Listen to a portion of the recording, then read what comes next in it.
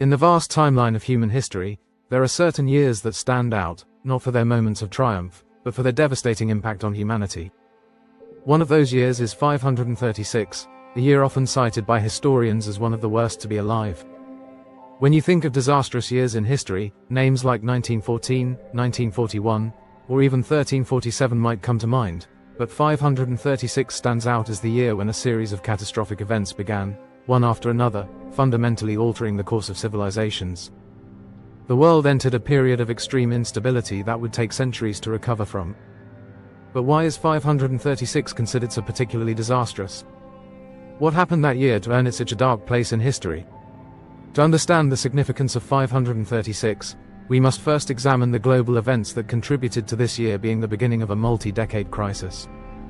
The climate anomalies, famine, political instability, and disease that followed created a perfect storm that left societies reeling and struggling to survive. So, let's delve into the reasons why 536 might just be the worst year in history. The most immediate cause of the catastrophic conditions of 536 was a sudden and unexplained climate change. By the middle of the 6th century, the Earth was experiencing a cooler than usual period, but in 536, something extraordinary happened.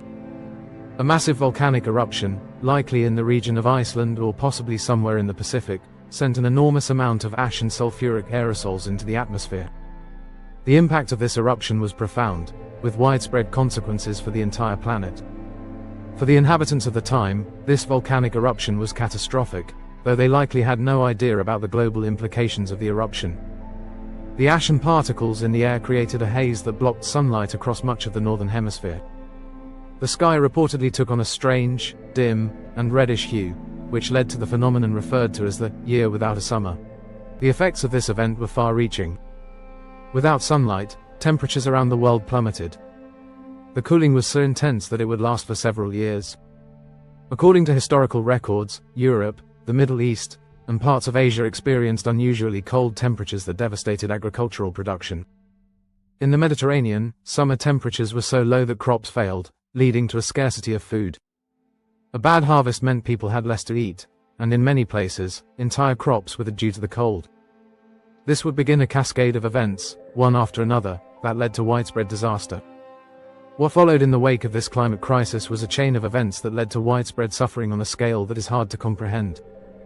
The eruption disrupted the delicate balance of ecosystems and the livelihoods of millions of people, causing massive displacement, famine, and social unrest.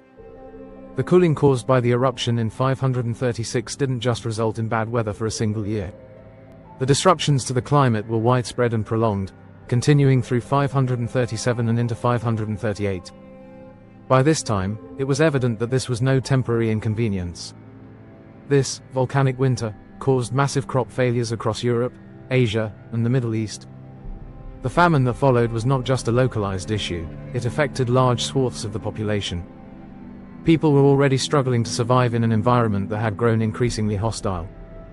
With fewer crops to harvest, food shortages spread rapidly. People relied on what little food was left, but many found themselves without sustenance as the temperature continued to drop. The cold weather ruined the growing seasons, and much of the land became barren. Desperate to survive, people resorted to scavenging for anything edible, but it wasn't enough. Whole families went without food for extended periods, and malnutrition became rampant. In addition to the immediate starvation caused by the scarcity of food, the long-term effects of the climate crisis and famine weakened entire populations. People's health deteriorated, and malnutrition made them vulnerable to other diseases. The social fabric of many societies began to break down as famine-related tensions grew. Families were torn apart, and the economic impact of the crisis crippled many once thriving civilizations. The crisis was so severe that, in many areas, the very structure of society began to unravel. This period saw not just widespread hunger, but also political upheaval and social chaos. Governments struggled to maintain order, as resources became scarce and communities fragmented. Even in civilizations that were relatively stable before the crisis, this collapse in agricultural production was enough to cause severe instability. While the climate crisis and famine continued to ravage populations, something even more destructive was brewing just beyond the horizon. As if the climate and famine weren't enough, 536 marked the beginning of an even greater catastrophe. Just 5 years after the climatic event, the Plague of Justinian struck. This plague, a deadly outbreak of the bubonic plague, would go on to decimate populations, particularly within the Byzantine Empire, causing millions of deaths. The timing of this epidemic was especially devastating, as the weakened populations, already suffering from famine and malnutrition, were now vulnerable to the disease. The Plague of Justinian began in 541, but its roots can be traced back to 536. The disruption caused by the eruption and the famine made it difficult for societies to maintain their health and hygiene, and rats, which were carriers of the plague, had more opportunities to thrive. The cold and damp conditions created by the volcanic winter provided an ideal environment for rats and the fleas that carried the plague bacterium, Yersinia pestis. These rats were not only spreading the disease, but the weakened state of human populations made it much easier for the plague to spread. When the plague finally hit, it spread like wildfire. It ravaged the population of Constantinople, the heart of the Byzantine Empire, killing anywhere from 25% to 50% of its population.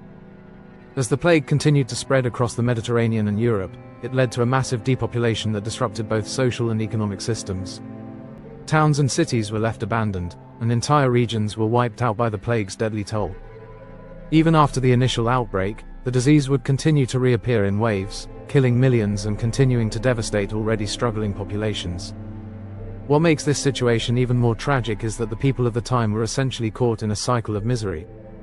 The poor harvests and failed crops of 536 contributed to weakened immune systems, and the subsequent plague took advantage of this vulnerability. The combined effects of famine and disease created an environment where survival became increasingly difficult.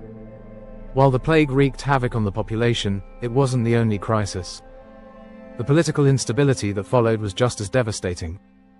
The Byzantine Empire, which was already facing internal strife, was left weakened by the twin forces of famine and disease. The emperor, Justinian I, struggled to maintain control over his empire, even as the plague decimated his armies and his capital. As regions became depopulated, local rulers struggled to maintain control, leading to increased lawlessness, rebellion, and widespread poverty. The effects of the pandemic and famine weren't limited to just the Byzantine Empire. Elsewhere, the impact was similarly severe.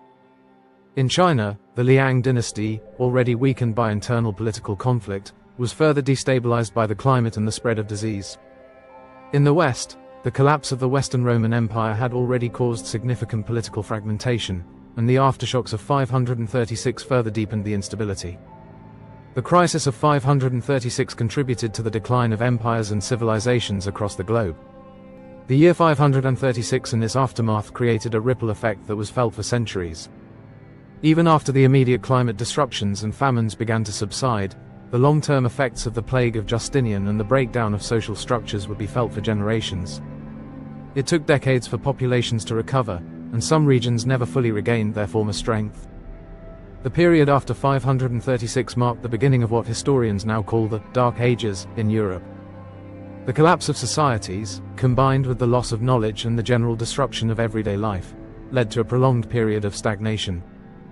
The Roman Empire had fallen, and now the remnants of the Western world were left to rebuild from the ashes of a climate disaster, a plague, and the resulting societal collapse. The year 536 is often considered one of the worst years in history, not because of a single event but because of a chain reaction of catastrophes. From the climate crisis and resulting famine to the devastating Plague of Justinian, the year marked the beginning of a period of unprecedented instability and suffering. The consequences of these events reverberated throughout history, shaping the course of civilization for centuries to come. For those who lived through it, 536 wasn't just a bad year. It was the start of a global crisis that would alter the very fabric of society, and for many, it was the beginning of a struggle for survival on a scale that had never been seen before.